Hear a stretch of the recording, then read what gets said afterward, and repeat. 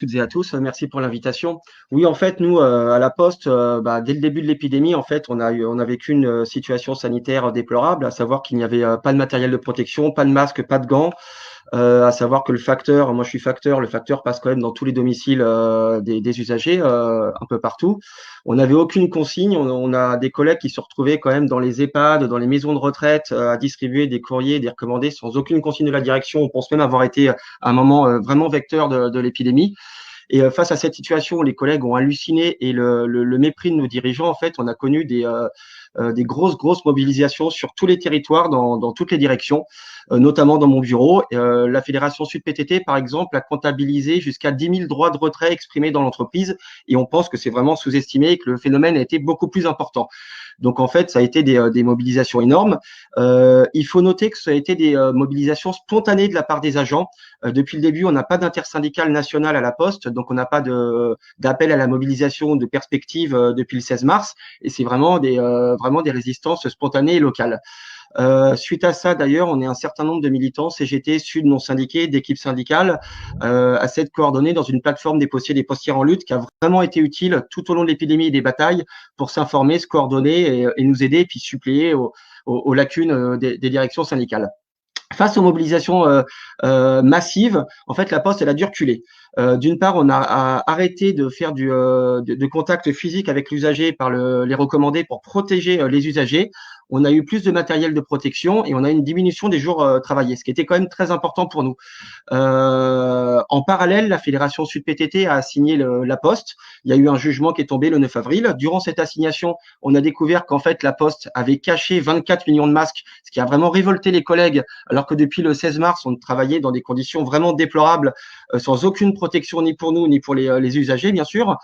Et suite à cette assignation, la Poste a été condamnée pour ne pas avoir évalué les risques professionnels et ne pas avoir défini ce qui était important et ce qui était essentiel. Parce que depuis le début, en fait, les postiers, on a milité, on a défendu, on a revendiqué collectivement avec les collègues le fait oui, on est un service public, distribuer des choses essentielles à la vie de la population, comme distribuer des masques, des médicaments, des courriers d'hôpitaux. Mais en fait, la boîte, depuis le début, nous a fait distribuer des publicités et beaucoup de colis avec des babioles.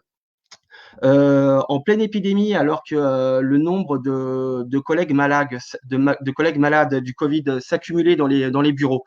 Les premiers morts, malheureusement, chez les collègues à la Poste étaient annoncés. Notre PDG, Philippe Val, se félicitait d'avoir un record historique dans les commandes de colis, dans le e-commerce, et se félicitait du chiffre d'affaires, alors que même nous, on travaillait dans des conditions qui étaient vraiment déplorables, et qu'en fait, notre vie, ils en avaient strictement rien à foutre. Et ça va vraiment marquer les collègues. En parallèle, la Poste a fait montre d'une omerta sanitaire hallucinante. On est la plus grosse entreprise du pays, on est certes un service public, on est plus de 200 000 et en fait, on n'a eu aucun chiffre sur le nombre de personnels contaminés ou malades, sur le nombre de décès. Nous, on pense que c'est important, mais en fait, la Poste n'a pas contaminé. L'armée communiquait sur le nombre de malades et nous, non. Donc, en fait, par rapport à la boîte, où on en est maintenant? Il y a une dizaine de jours, la Poste a annoncé qu'à partir de la semaine prochaine, donc à partir de demain, on allait subir une restructuration, une grosse réorganisation des services postaux dans le courrier. À savoir que depuis plusieurs années, la Poste essaye de mettre en place une réorganisation où le facteur travaille l'après-midi à partir de 10 heures du matin, alors que traditionnellement, le facteur commence à 6 heures du matin très tôt. Et la Poste nous a annoncé qu'à partir de la semaine prochaine, donc dans une grande majorité des bureaux de France dans le courrier, on allait commencer à 9-10 heures. Donc en fait, elle applique une réorganisation qui était prévue et qu'elle exploite la crise sanitaire pour la faciliter, la mettre en place, dans un contexte où dans les grandes villes comme sur Paris, ce qui est mon cas, nous faire commencer à 10 heures du matin, c'est nous faire prendre les transports en commun, en fait, là où il y a les heures de pointe et où les transports en commun sont déjà saturés. En parallèle, on nous annonce également le fait qu'il y aura plus un facteur pour une tournée. À partir de demain, ils veulent nous faire ce que nous, on appelle en jargon postal la sécabilité, à savoir qu'on fait plus que l'autre tournée, on remplace les collègues absents. Donc, on va avoir une vraie dégradation de nos conditions de travail. Et ensuite, on a appris, donc, il y a quelques jours, qu'à partir de la semaine prochaine, il n'y aurait plus qu'un seul facteur pour 4 tournées le samedi, ce qui est dans tous les bureaux de France fait beaucoup gueuler les collègues, parce qu'en fait, tout simplement, c'est impossible, c'est impossible. Donc à partir de demain, on en appelle à la grève nationale. Il y a des préavis locaux, CGT et Sud qui sont déposés pour faire de demain une grosse journée avec le moins de postiers possible pour dénoncer le fait qu'en fait, en pleine crise sanitaire, la boîte en profite, exploite cette crise avec le développement du e-commerce et profite de cette crise pour faire passer une restructuration avec beaucoup de suppression d'emplois à la clé, ce qui est quand même hallucinant. Faudrait Euh, conclure. à la Poste, ce qu'on peut dire, c'est ce qu'on a vécu pendant 2 mois, en fait, c'est vraiment une très belle leçon de lutte de classe pour les collègues. Un véritable mépris de la direction.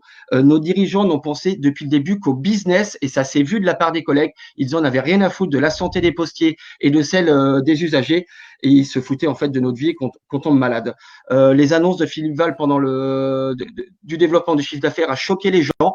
Donc moi, j'espère que cette grève ne sera qu'une première grève, qu'elle va être la plus massive possible et comme beaucoup de camarades l'ont dit, qu'on prépare le jour d'après et qui est vraiment une revanche parce que les services publics, le fonctionnement du monde ne doit pas être laissé à la main des capitalistes. Et à la Poste comme ailleurs, il faut se remobiliser. Demain, à la reprise, va être une journée de grève et qu'elle annonce d'autres conflits, d'autres mobilisations de masse et que les travailleurs retrouvent le chemin de la lutte des classes.